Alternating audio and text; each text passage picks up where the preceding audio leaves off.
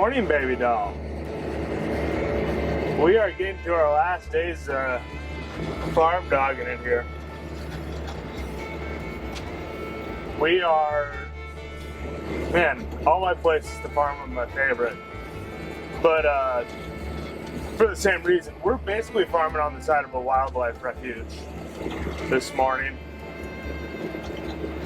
And we got this to do and the home place, and then we're done. I know every time I talk to you, I say we're almost done. Well, we're on the downhill slide. We've been on the downhill slide for a while now. Yeah, not much to go now. It's exciting. It's fun. Went to the local coffee shop this morning. Got treated like a local celebrity. That's always fun. Man, there is something about a small town. There really is something to walking into a place. You haven't seen the people in 5 years and everybody knows your name. And I'm happy that for the first time in this area it wasn't in a bar. Sometimes I'll walk into a bar 50 miles away from home. 10 years later, everybody's still there. They're right where I left them. This hasn't been one of those kinds of trips, so this has been a big working trip. The rain mostly held off. We just got a little drizzle last night. A little drizzle for shizzle my nizzle. And there's enough we can still work this morning, which is good. Talking there might be some stuff coming through later, but I'm optimistic.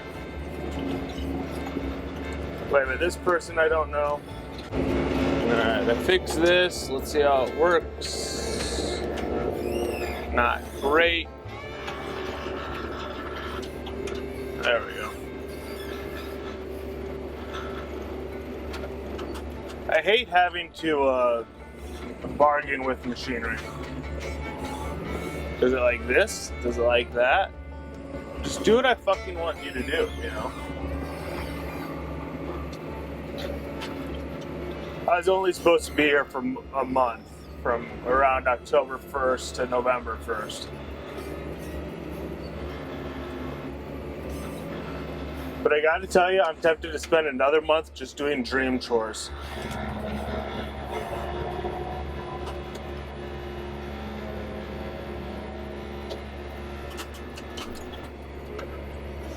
Chores that,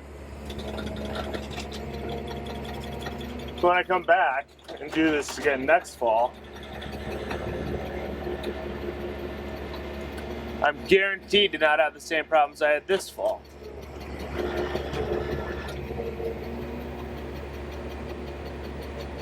Is that the most productive use of my time? Maybe not. Is that what I would really like to do? Yes. I hate it when stuff doesn't work right. Alright, then we're Audi 5000. I don't know what that means.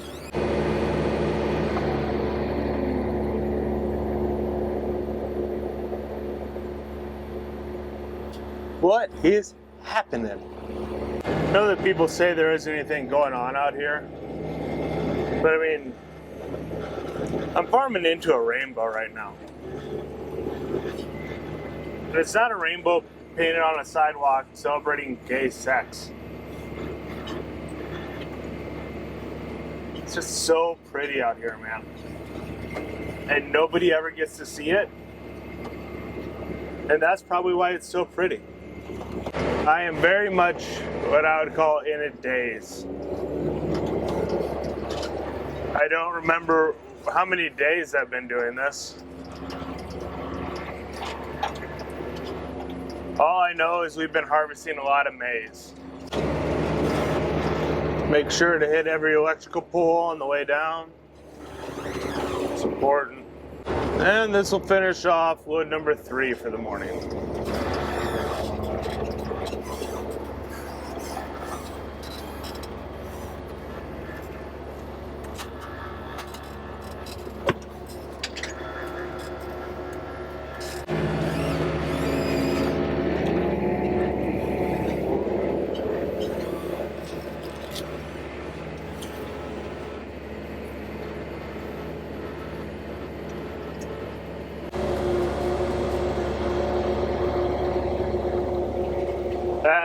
is a perfect semi-load.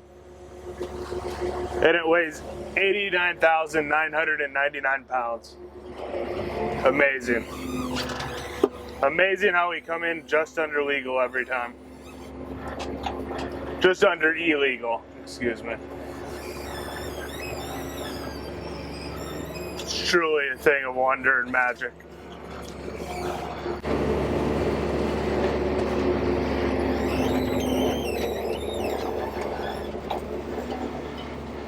You know, it's weird being out here and I read all my normal news sites with, you know, supply chain shortages and rising costs of everything. And out here, that's all so far away, you know.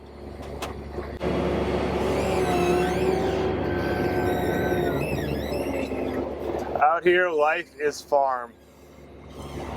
And it's not much more complicated than that right now. It might get more complicated. Everything I've been reading, it's designed to scare the shit out of me. I don't know if I am scared, but I recognize what it's trying to do. This corn has been a lot better too. We're finally kind of getting more towards averaging about 200 bushels an acre, which is what you know, that's kind of the number you hope for. I mean, obviously you hope for better than that, but 200 bushels an acre is pretty right on. Which is surprising because there was not much rain. There was not much rain at all. All right, let's see what we chase out of here. There's a pheasant there. Another pheasant.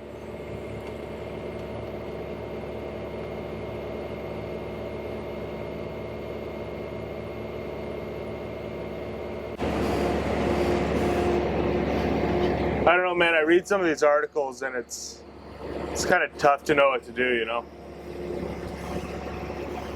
Because if it is going to get as bad as they say,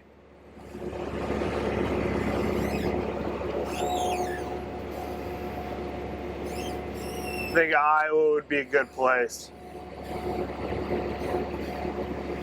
A place where you walk into a coffee shop and everybody knows your name.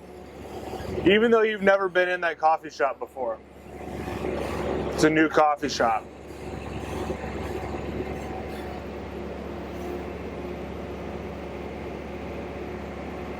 I think being able to be here for a community would be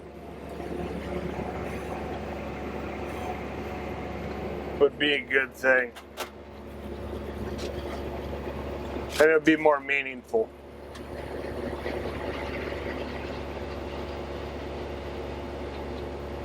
I was thinking yesterday about a lot of things. But I don't know, when I was 22, I read 22, 23, somewhere in there. I had just dropped out of college, so I was kind of finally free to read whatever I wanted. There's a lot of Joan Didion, but I stumbled across Viktor Frankl's Man's Search for Meaning. And I've struggled with that a lot. Finding meaning. Because to me, working for someone else, living in a city surrounded by strangers, it was tough to figure out what it was for. And so I was in Houston, and I was in Galveston to do stand-up in Houston, and all of a sudden one night I showed up at the club, and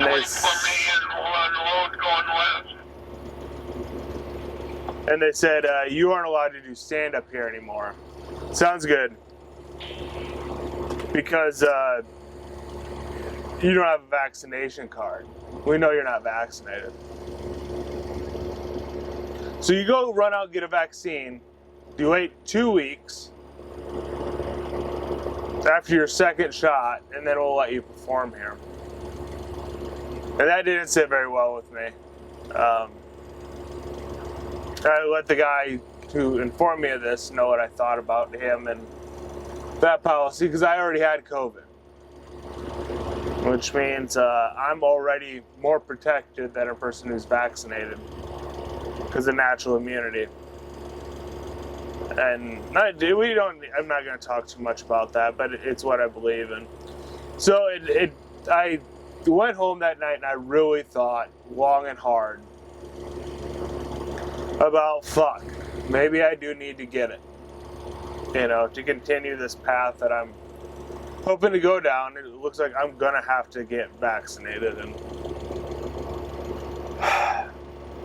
when I was in Bible camp, every summer I'd go to a Bible camp, and I think Ingham was one over by Okoboji, and I think the other one was called Riverside, and I liked Riverside a lot better. And there was a counselor there who was a little bit younger, and he was the son of the people who owned the camp. And I remember he was really interested in the book of Revelation. And he got us all really interested in it. And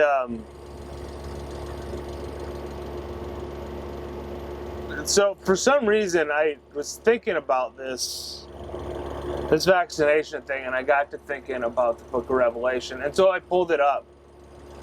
And I read it that night. And in there's a prophecy, I guess you would call it. And I'm a highly superstitious person. I'm probably the most superstitious man that I know. And there's this thing in the book of Revelation, and it's, everybody receives something, a mark, and if you don't have a mark, you're not allowed to buy or sell. I was like, wow, that I'm not allowed to do stand-up unless I have a mark or a differentiator that signifies allegiance with a cause, I guess. And so I read that, but the part that really got me was, and those without the mark, though they may lose their lives, will live 1,000 years with Christ. And that seems like meaning to me. That seems like a threat that the life is going to get hard. I mean, losing your life is no easy thing. I've done it a few times now. Meaning that the way my life currently was, it started over. I think that's what that means. It might be literally too, but I think that you live 1,000 years with Christ means the way that your life was before is over. And you have to start a new life. And I can't think of a deeper meaning for a person's life than that.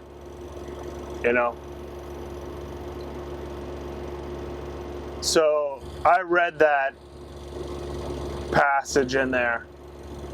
I don't even own a Bible. It was on some website. And I haven't thought about vaccination since then.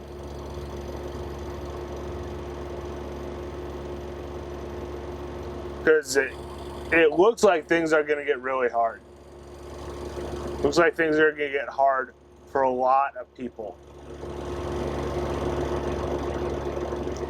But I don't know. I read that passage and it gave me all the meaning I need.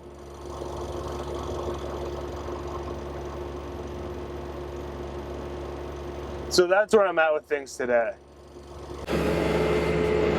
I've got a boner, ooh, ooh, and I'm gonna stick it up your butt, and I'm gonna stick it up your butt. Yeah, I bet you can guess right where it's gonna go. I bet most of you didn't know that I'm also a songwriter. I've written a bunch of songs. My country classic hit, I Fucked My Dog in the Ass and He Won't Look Me in the Eyes Anymore. All types of great stuff. And I can't remember the exact quote, and it really doesn't matter, but it's, you know, at a certain point, all this dieting and working out and making a bunch of money, like all that becomes masturbation. You know, all that stuff makes you feel good, but it doesn't take you to the next level. You don't need that stuff. What you really need is a quest. What you really need is suffering and danger.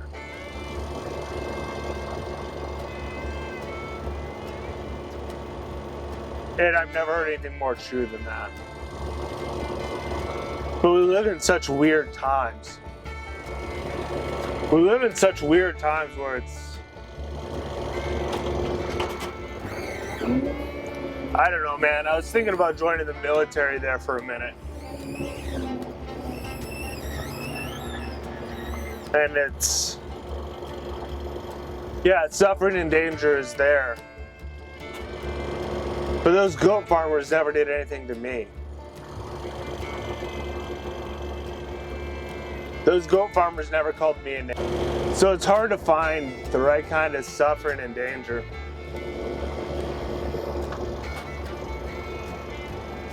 To find a quest that has meaning, you know?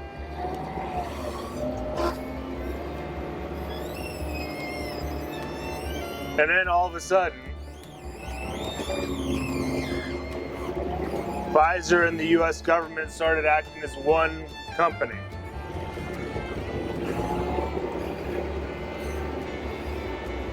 And it's like the most Lex Luthor of bad guy plans in history.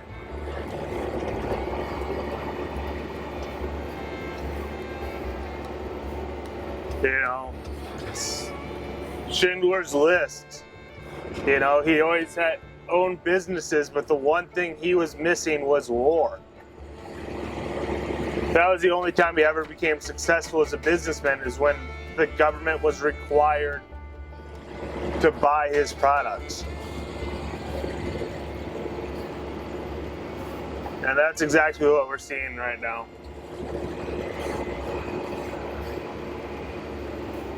I don't know if this, it certainly isn't funny. I don't know if any of it's usable or even shareable. But I gotta talk about it.